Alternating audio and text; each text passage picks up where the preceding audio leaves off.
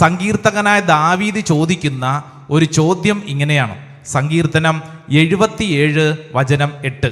അവിടുത്തെ കരുണ എന്നേക്കുമായി നിലച്ചുവോ? അവിടുത്തെ വാഗ്ദാനങ്ങൾ എന്നേക്കുമായി അവസാനിച്ചുവോ? ഇതാണ് ചോദ്യം.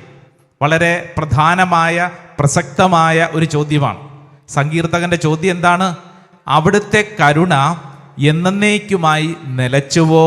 അവിടുത്തെ വാഗ്ദാനങ്ങൾ എന്നേക്കുമായി അവസാനിച്ചുവോ? ഈ ചോദ്യം കഴിഞ്ഞ നാളിൽ ഇവിടെ പ്രാർത്ഥിക്കാൻ വന്ന ഒരു സഹോദരി തൻ്റെ ജീവിത അനുഭവം പങ്കുവച്ചുകൊണ്ടിരുന്നപ്പോൾ എൻ്റെ മനസ്സിൽ വന്ന ഒരു ചോദ്യമാണ്.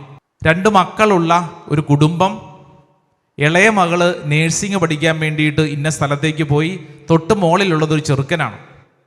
ഈ ചെറുക്കൻ ഇവരുടെ മകൻ ഇവരുടെ വീട്ടിലുണ്ടാക്കുന്ന പ്രശ്നങ്ങൾക്ക് നിസാരമല്ല, അത്രമേൽ വലിയ പ്രശ്നങ്ങളാണ് ഈ ചെറുക്കൻ വീട്ടിലുണ്ടാക്കുന്നത്.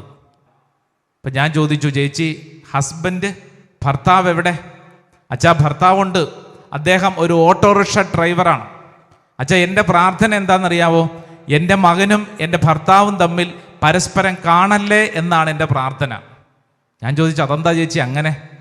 അച്ഛാ എന്ത് പറയാനാ, അവർ തമ്മിൽ കണ്ടു കഴിഞ്ഞാൽ പിന്നെ പോലീസ് സ്റ്റേഷനിൽ ചെന്നേ ഈ കലഹം അവസാനിക്കുകയുള്ളൂ. ഈ സ്ത്രീ, കുടുംബനാഥ ഭാര്യ ഇവിടെ ഇരുന്നുകൊണ്ട് എൻ്റെ മുമ്പിൽ നിന്ന് കരയുമ്പോൾ എന്തുകൊണ്ട് ഇങ്ങനെ നിങ്ങൾ ഇന്ന് അനുഭവിക്കുന്ന ഏതെങ്കിലും ഒരു തകർച്ച, ഭാരം, വരൾച്ച അതിൻ്റെ മുമ്പിൽ ഭാരപ്പെട്ടിരിക്കുകയാണെങ്കിൽ ഈശോയുടെ കരുണയിൽ നീ ആശ്രയിച്ചാൽ ആ വിഷയങ്ങൾക്ക് ഉത്തരം കിട്ടും. വലതുകരം ഉയർത്തി ഒച്ചത്തിൽ പറഞ്ഞേ ആമേൻ, ആമേൻ, ആമേൻ, ആമേൻ, ആമേൻ, ആമേൻ. ഏതെല്ലാം തടസ്സങ്ങളും ഏതെല്ലാം ദുരിതങ്ങളിലൂടെയാണോ നീ പോകുന്നത്, ആ ദുരിതത്തിന്റെ തടസ്സത്തിന്റെ നടുവിൽ യേശുവിന്റെ കരുണയിൽ ആശ്രയിക്കുക. പരിശുദ്ധ അമ്മ നമ്മളെ പഠിപ്പിച്ചത് അതാണ്. Praise the Lord, hallelujah, hallelujah. ലൂക്കായുടെ സുവിശേഷം 1-ാം അധ്യായം 50-ാം തിരുവചനം. അവിടുത്തെ ഭക്തരുടെ മേൽ തലമുറകൾ തോറും അവിടുന്ന് കരുണ വർഷിക്കും. Hallelujah, hallelujah. എന്താ വചനം?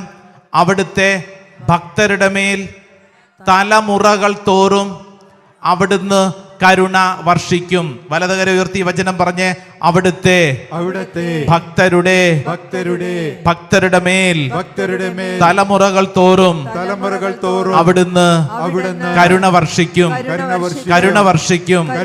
Hallelujah, hallelujah.